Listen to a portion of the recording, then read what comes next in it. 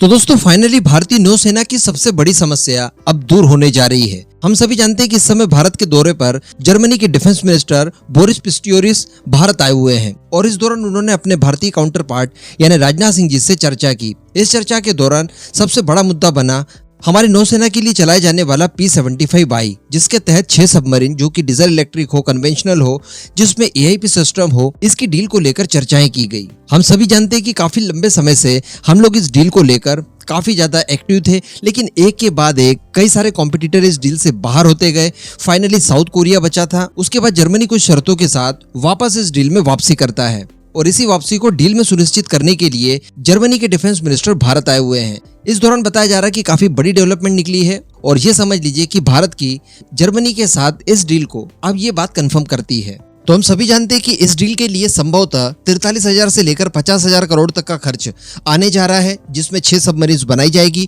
और जिस विदेशी फर्म को फाइनलाइज किया जाएगा वो भारत की कंपनी के साथ मिलकर भारत के अंदर ही सबमरीन्स का निर्माण करेगी। इसके लिए बताया जा रहा है कि भारत और जर्मनी के बीच में फाइनल MOU साइन हो चुका है और इस MOU के तहत जो डील होगी उसमें जर्मनी की कंपनी थीसेनक्रूप मरीन सिस्टम भारत की मजगांव डॉक शिप बिल्डर के साथ मिलकर भारत के अंदर इन सबमरीन्स का निर्माण करेगी। अब इस डील को लेकर जर्मनी के जब विदेश मंत्री से पूछा गया तो उन्होंने इंटरव्यू में जवाब दिया कि ये कॉन्ट्रैक्ट जर्मनी की कोई कंपनी नहीं बल्कि भारत और जर्मनी के बीच में रणनीतिक साझेदारी के लिहाज से लिया गया है। तो कहने का मतलब यहाँ पर स्ट्रैटेजिक पार्टनरशिप के तहत इन सबमरीन्स का निर्माण किया जाएगा।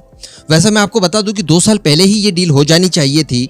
जर्मनी के साथ भारत की बातचीत एकदम फाइनल स्टेज तक पहुंच भी चुकी थी, लेकिन रशिया यूक्रेन वॉर और खासकर जर्मनी की चाइना के साथ रिलेशनशिप, इन सब चीजों की वजह से जर्मनी इस डील से वापस होते गया। लेकिन फाइनली जर्मनी को भारत आना पड़ा। इस समय जर्मनी को भी इतनी बड़ी डील की आवश्यकता है, उसकी इकोनॉमिक कंडीशन काफी ज्यादा टूट चुकी है, तो ये उसे काफी बूस्ट दे सकती है। अब इन सबमरीन्स की बात की जाए तो ये भारत की पहली पसंद थी। यही सबमरीन्स भारत चाहता था, जिसमें बताया जा रहा है कि डॉल्फिन 2 क्लास की सबमरीन्स भारत की नौसेना के लिए बनाई जाएगी, जिसमें AIP सिस्टम होगा, वर्टिकल लॉन्च सिस्टम होगा, जिससे कि क्रूज मिसाइल फायर की जा सकेगी। और इससे भी बड़ी बात कि यहाँ पर इस डील में वापसी करने के लिए जर्मनी की तरफ से बहुत सॉलिड बहाना मारा गया।